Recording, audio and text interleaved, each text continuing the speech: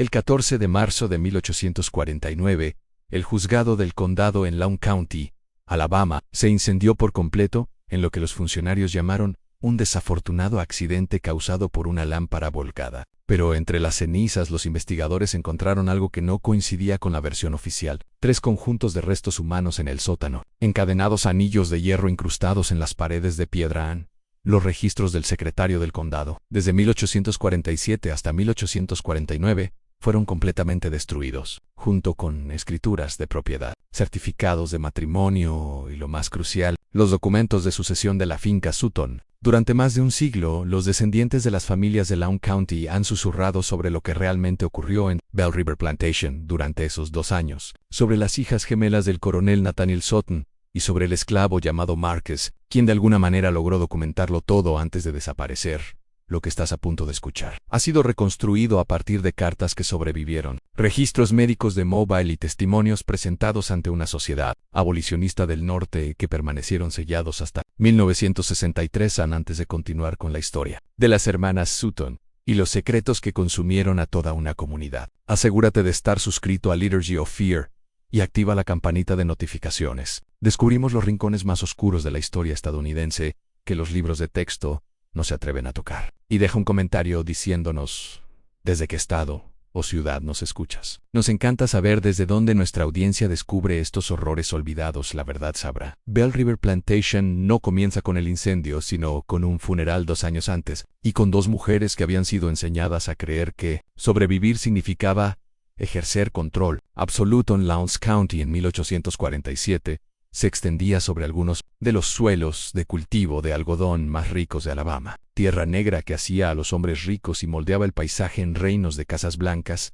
con columnas rodeadas de campos que alcanzaban el horizonte. La cabecera del condado, Huntsville, se ubicaba en el centro de todo una colección de edificios de ladrillo y calles de tierra, donde los hacendados realizaban negocios, y sus esposas fingían no saber de dónde provenía realmente la riqueza familiar. Bell River Plantation se encontraba a 8,000 millas al sur del pueblo, accesible solo por un camino privado que serpenteaba entre robles de agua y cruzaba 2 afluentes del río Alabama. El coronel Nathaniel Sutton había construido la casa principal en 1828, una estructura de 3 pisos con 12 habitaciones y un edificio de cocina separado, conectado por un pasillo cubierto en los cuartos de los esclavos. 24 cabañas dispuestas en 2 filas precisas estaban ubicados a 1/4 de milla detrás de la casa principal, lo suficientemente cerca para ser llamados rápidamente, pero lo bastante lejos para que el coronel no tuviera que escuchar los sonidos de las vidas que poseían. El coronel había hecho su fortuna con el algodón, pero su reputación provenía de algo completamente distinto. Había servido en la Guerra Creek bajo Andrew Jackson y había regresado de ese conflicto con la creencia de que los seres humanos podían ser mejorados mediante una crianza cuidadosa. Del mismo modo que se mejoraba el ganado, su biblioteca contenía textos médicos de Filadelfia, revistas agrícolas de Virginia y correspondencia personal con hombres de universidades que compartían sus convicciones sobre jerarquías raciales y destino biológico. Llevaba registros meticulosos, a medidas, observaciones, genealogías trazadas 3 generaciones atrás. Sus vecinos lo llamaban excéntrico pero brillante. Sus esclavos lo llamaban algo completamente diferente. Aunque nunca donde oídos blancos pudieran escucharlo, el coronel nunca se casó. En cambio, había comprado a una mujer esclavizada llamada Ruth, en 1824, a un comerciante de Charleston. Una mujer descrita en la factura de venta como de complexión inusualmente clara y porte gentil. Ruth dio a luz a gemelas en 1825, Sarah y Catherine. El coronel las crió en la casa principal, las educó con tutores de Mobile, las vistió con ropa fina encargada en Nueva Orleans, pero nunca las liberó, nunca las reconoció como sus hijas, en ningún documento legal. En el papel, seguían siendo su propiedad,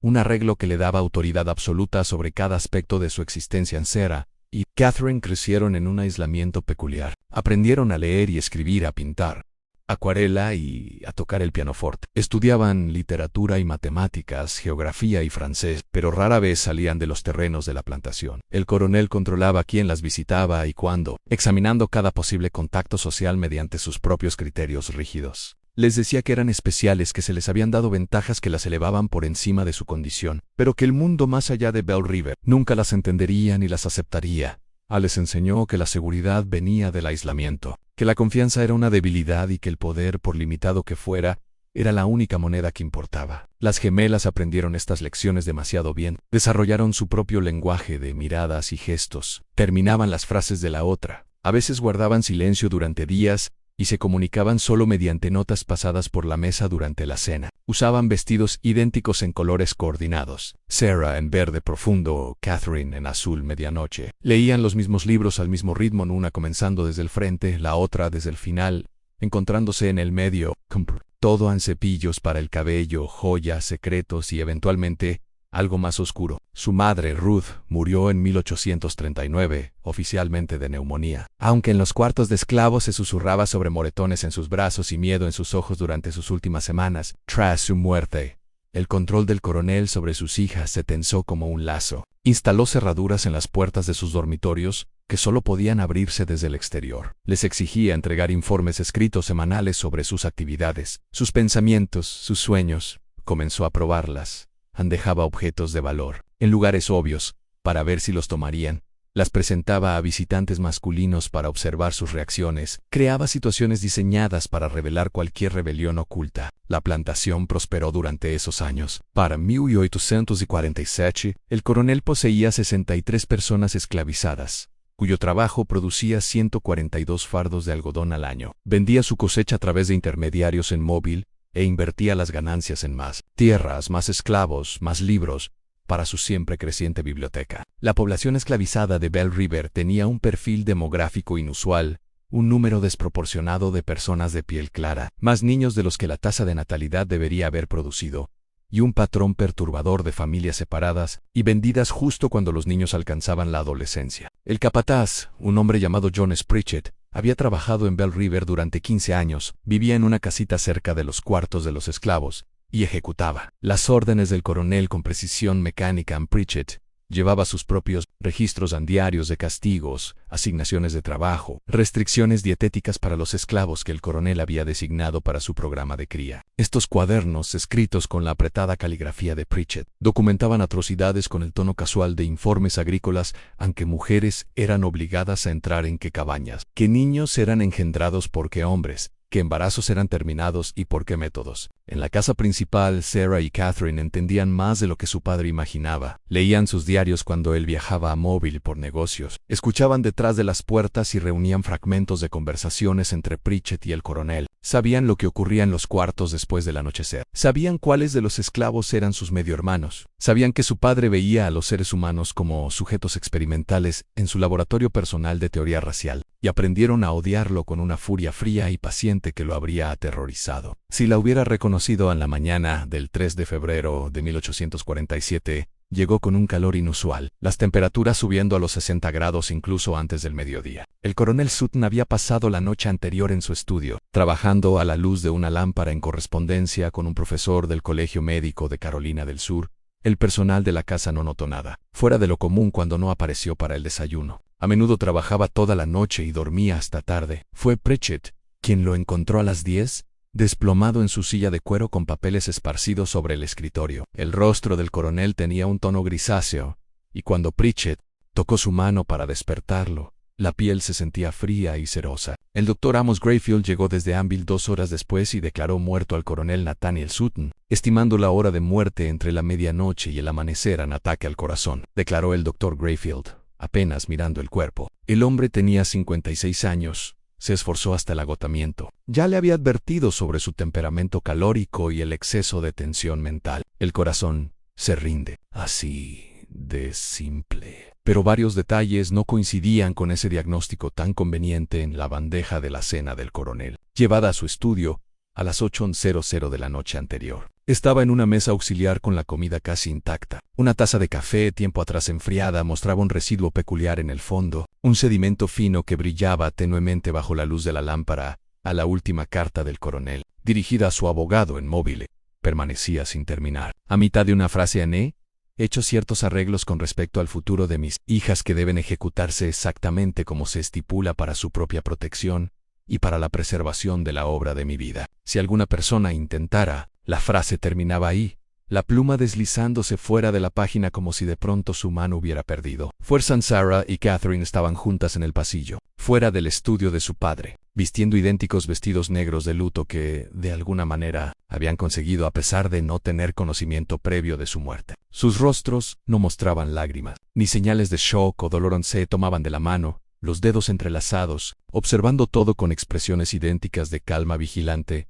Deberíamos examinarlo más a fondo, sugirió el señor Harold Brinage, un hacendado vecino que había llegado para presentar sus respetos. Nathaniel estaba en buena salud el mes pasado cuando lo vi en el juzgado. Esto parece bastante repentino. El coronel trabajó hasta acabarse la tumba, espetó el doctor Grayfield, irritado porque cuestionaran su juicio profesional. Lo he visto 100 veces. El cuerpo simplemente se rinde. Ahora, si me disculpan, necesito hablar con las hijas sobre los arreglos funerarios. Pero el Dr. Grayfield nunca logró tener esa conversación.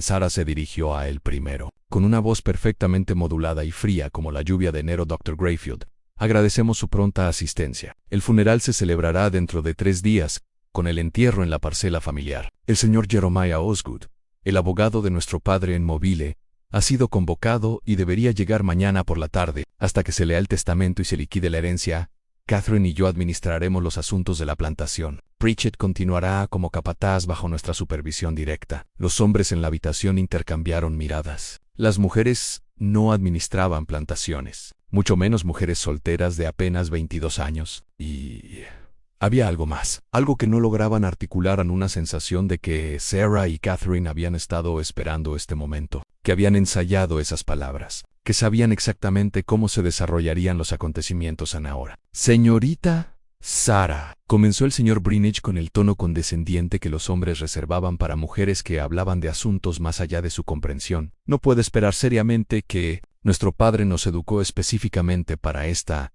eventualidad. Lo interrumpió Catherine, con una voz idéntica a la de su hermana. Entendemos la rotación de cultivos, los factores de mercado, la gestión del trabajo en los campos. Hemos estudiado sus métodos durante años. Esta plantación continuará operando al nivel actual de productividad. Lo que los hombres no sabían, lo que no podían saber, era que Sarah y Catherine llevaban meses preparándose para este día. Habían estudiado los libros contables de su padre, memorizado los nombres y capacidades de cada persona esclavizada en la propiedad, aprendido que comerciantes de Hanville podían ser manipulados y cuáles debían evitarse. Habían planeado cada contingencia, excepto una: el contenido exacto del testamento de su padre.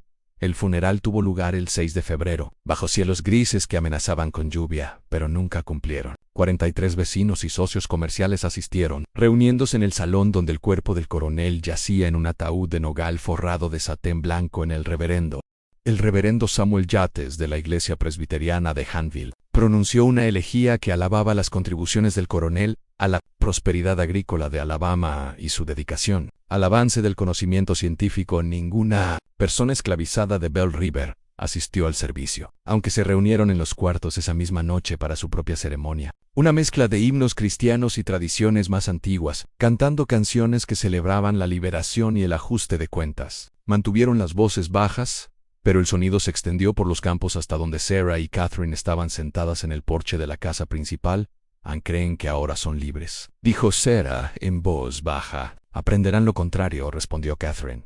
Jeremiah Osgood llegó desde Mobile la noche después del funeral, un hombre corpulento de 50 años con cabello plateado y los modales cuidadosos de alguien acostumbrado a dar malas noticias a personas que podían permitirse hacerle la vida difícil. Llevaba un portafolio de cuero que contenía el testamento del coronel Sutton y varios documentos sellados marcados, como solo para los ojos de las gemelas. La lectura tuvo lugar en el estudio del coronel, ahora completamente limpiado de cualquier evidencia de sus últimas horas. Sarah y Catherine se sentaron juntas en un sofá, sus vestidos negros de luto crujiendo suavemente mientras cambiaban de posición. Pritchett permanecía junto a la puerta, no invitado pero tolerado. Con su rostro curtido e inexpresivo, Osgood abrió su portafolio y sacó un documento grueso atado con una cinta negra. El coronel Sutton revisó su testamento el 12 de diciembre de 1846, menos de 2 meses antes de su muerte. Las disposiciones son poco convencionales. Los párrafos iniciales del documento consistían en legados caritativos estándar a la iglesia presbiteriana, artículos personales distribuidos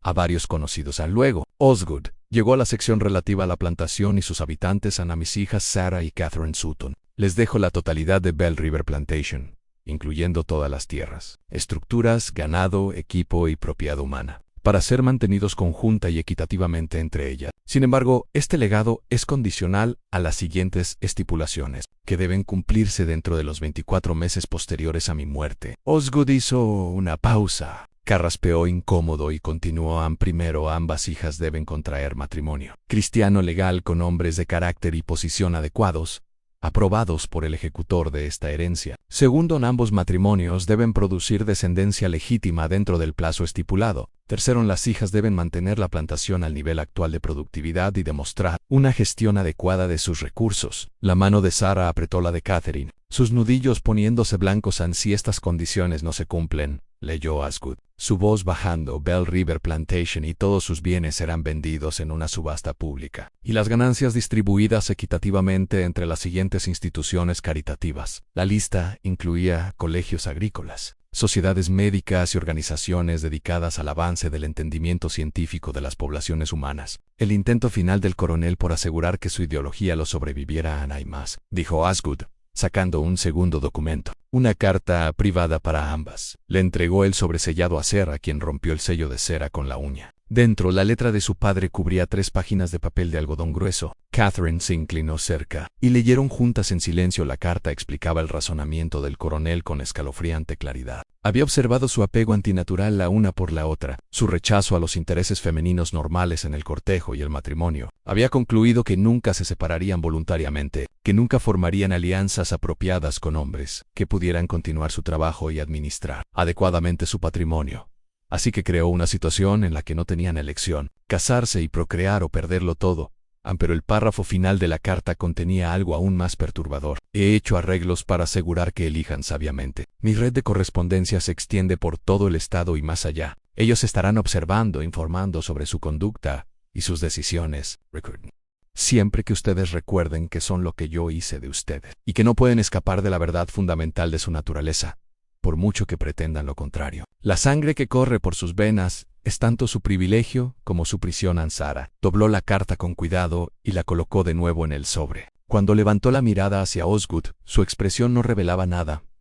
Entendemos los términos, dijo. ¿Quién sirve como ejecutor? Yo, respondió, junto con el señor Brinish como coejecutor. Estamos encargados de aprobar cualquier propuesta de matrimonio y de asegurar que se cumplan las condiciones. 24 meses, dijo Catherine. Eso nos da hasta febrero de 1849, correcto. Debo decir, señoras, que las disposiciones de su padre son sumamente irregulares. La mayoría de los abogados habrían aconsejado en contra. La mente de nuestro padre era totalmente suya, interrumpió Sarah. Cumpliremos con sus deseos. Ahora, si nos disculpa, tenemos asuntos de la plantación que atenderán después de que Osgood se marchara, prometiendo regresar en 6 meses para evaluar su progreso.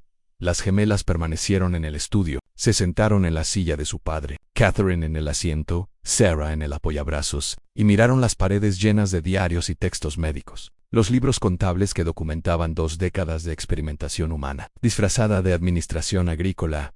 No podemos encontrar esposos adecuados en 24 meses, dijo Catherine finalmente. Él lo sabía. Diseñó esto para que fracasáramos.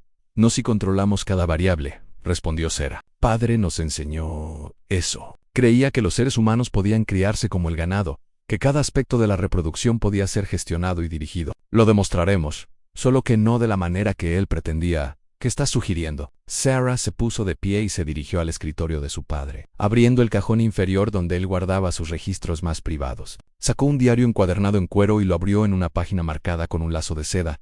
Los registros de cría de padre, dijo. Documentó todo, qué combinaciones produjeron, qué resultados, qué líneas de sangre consideraba superiores, qué individuos designaba para su programa. Catherine se unió a ella, leyendo por encima de su hombro. Las anotaciones eran clínicas, deshumanizadoras, describiendo a las personas como si fueran ganado. Varón comprado aproximadamente 25 años, de la finca Williamson. Buenos dientes, espalda fuerte, rápido para aprender tareas. Letras visibles en la espalda indican propiedad previa en Virginia. Emparejado con hembra número 4. Resultados: un niño varón vendido en 1837, una niña retenida para cría futura. Era un monstruo, susurró Catherine.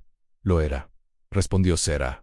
pero también era meticuloso. Y en algún lugar de estos registros está la solución a nuestro problema. Durante las semanas siguientes, Sarah y Catherine se sumergieron en la documentación de su padre. Descubrieron el alcance total de sus obsesiones en diarios, que abarcaban 20 años, genealogías detalladas, mediciones físicas, observaciones sobre temperamento y capacidad. Había tratado Bell River como un laboratorio y a su población esclavizada como sujetos experimentales, todo al servicio de sus teorías sobre jerarquías raciales y mejora humana.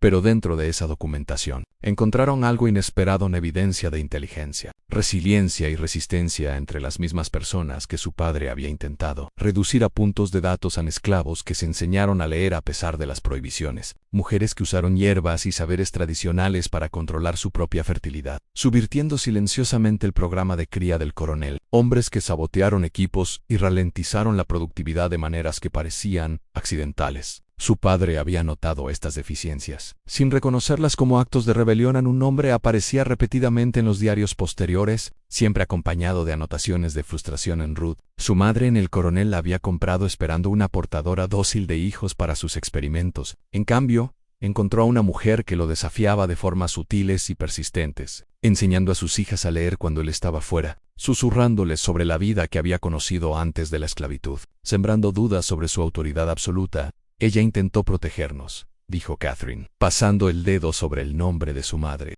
anotado en el libro de registro. Incluso cuando no pudo salvarse a sí misma, entonces, le debemos más que sobrevivir, respondió Sarah. Le debemos la victoria. Pero la victoria requería recursos, tiempo y un elemento más que aún no poseían un hombre que pudieran controlar por completo, cuya presencia cumpliera con la letra del testamento de su padre mientras violaba por completo su espíritu. La solución llegó a finales de abril, aunque no la reconocieron de inmediato en la subasta de primavera en Haynesville. Atraía vendedores y compradores de todo el centro de Alabama, transformando la plaza del juzgado en un mercado de miseria humana. Las personas esclavizadas se colocaban sobre una plataforma elevada, mientras hombres blancos las examinaban como si fueran ganado, revisando dientes y tono muscular, haciendo preguntas invasivas sobre su historial laboral y salud. El aire olía a polvo, sudor y miedo. Sarah y Catherine asistieron con Pritchett, supuestamente para comprar trabajadores adicionales para las nuevas tierras que planeaban cultivar. Llevaban velos negros aún de luto, lo que les proporcionaba anonimato entre la multitud y les permitía observar sin ser observadas demasiado de cerca. Las ventas de la mañana transcurrieron de manera predecible. Trabajadores del campo vendidos a propietarios de plantaciones, esclavos domésticos a familias del pueblo, niños arrancados de sus padres y vendidos a compradores distintos. Luego, poco antes del mediodía, apareció algo inusual en el bloque de subastas siguiente y Lout. Anunció el subastador, propiedad de la finca Granville, recientemente fallecido. Un varón, aproximadamente 28 años, nombre Márquez. Tiene sus letras, figura como tal, trabajó como sirviente de la casa y tutor de los niños Granville, sin historial de rebelión, sin intentos de fuga. Oferta inicial a $1,000. Márquez permaneció en la plataforma con la espalda recta y la mirada firme. Ni desafiante ni sumisa. Vestía ropa limpia pero gastada. Y sus manos de alguien acostumbrado a trabajar con libros contables más que con algodón, no tenían callos. Su piel era varios tonos más clara que la mayoría de las personas vendidas esa mañana, lo que sugería ascendencia mixta, pero lo que atrapó la atención de Serra fue algo más saná, la manera en que examinaba la multitud, no con la resignación derrotada que ella esperaba, sino con cálculo, como si estuviera evaluando a los posibles compradores de la misma manera que ellos lo evaluaban a él. Los esclavos educados son un riesgo, gritó alguien en la multitud. Se les ocurren ideas por encima de su posición, perfecto para un hogar que necesite llevar cuentas, replicó el subastador. ¿Cuántos de ustedes pueden equilibrar sus propios libros? Aquí tienen a un hombre que puede hacerlo por ustedes. Ahora, escucho Mil. La puja comenzó lentamente. La mayoría de los plantadores no quería un esclavo hombre educado, demasiado potencial para causar problemas, para leer periódicos abolicionistas, para falsificar pases de viaje, pero algunos comerciantes del pueblo mostraron interés, viendo el valor en alguien que pudiera manejar sus tiendas o encargarse de la correspondencia. Sarah se inclinó hacia Pritchett. Haga una oferta, señorita Sarah. No necesitamos. Haga la oferta, Pritchett. Levantó la mano. 1,200, replicó un comerciante de Montgomery. Menos 1,300, dijo Pritchett. La puja subió hasta 1600 antes de que el comerciante de Montgomery se retirara, negando con la cabeza ante el precio inflado por un solo esclavo, educado o no. Sarah había pagado más del valor de mercado, un hecho que alimentaría los chismes en las semanas siguientes. A Márquez fue entregado a Bell River 3 días después, caminando las 8 millas desde Haynesville con sus pocas pertenencias en una bolsa de tela. Pritchett lo recibió en la entrada de la plantación y lo llevó directamente a la casa principal, donde Sarah y Catherine lo esperaban en el estudio. «Puedes leer y escribir», dijo Sarah. «No fue una pregunta así, señora», respondió Márquez. Su voz era educada, cuidadosa, sin revelar nada de lo que pudiera estar pensando. «¿Educaste a los niños Granville? ¿Qué les enseñaste?» «Lectura, escritura, aritmética, algo de geografía e historia». Lo que su padre solicitara a Catherine lo rodeó lentamente. Evaluándolo, los Granville eran conocidos a abolicionistas, cuáqueros, creo. Permitían que sus esclavos se educaran. Por primera vez, algo se encendió en los ojos de Márquez: cansancio, tal vez, o el reconocimiento de que esta conversación era más complicada de lo que parecía. El señor Granville creía que todas las personas